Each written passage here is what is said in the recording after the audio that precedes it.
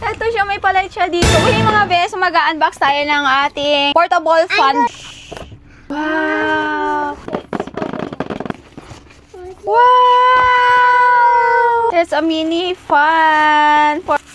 Wow! That's cute! Oh! Ano to, light? Ay, may light siya, be! Ito siya, may palight siya dito. Meron siyang palight dito, ang ganda. Alam mo kung ilan yung ano niya, yung speed niya. Wait lang kasi, let's gonna try. Ayan, you hold that one muna. Ayan, dito pala part niya, dito yung speed niya. Ayan, oh. Hanggang number 4 yung speed niya. Meron siyang mga kasama na. Meron pa siyang mga accessories dito. Okay, ito yung kanyang charger. Oh, social, no? Diyan yung nakalagay yung charger niya. And next one is, we have this.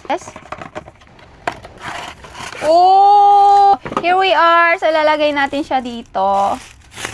Wow. Let's put it here. Yeah, let's put it here. Mommy, I foot. Yeah. Oh, like that. So, eto pala yung lazy fan siya. I want to hold it. Wait lang. Lazy fan siya. Ganito yung ating Jisoo Life. Para sa mga kids talaga, yan, no?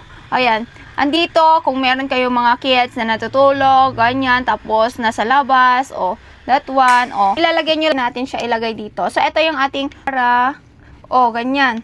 Tapos, na-adjust yung ganito niya. So, ayun, may pailaw siya. Ganito yung itsura niya from Jisoo Life, guys. It's nice. Oh, it's nice.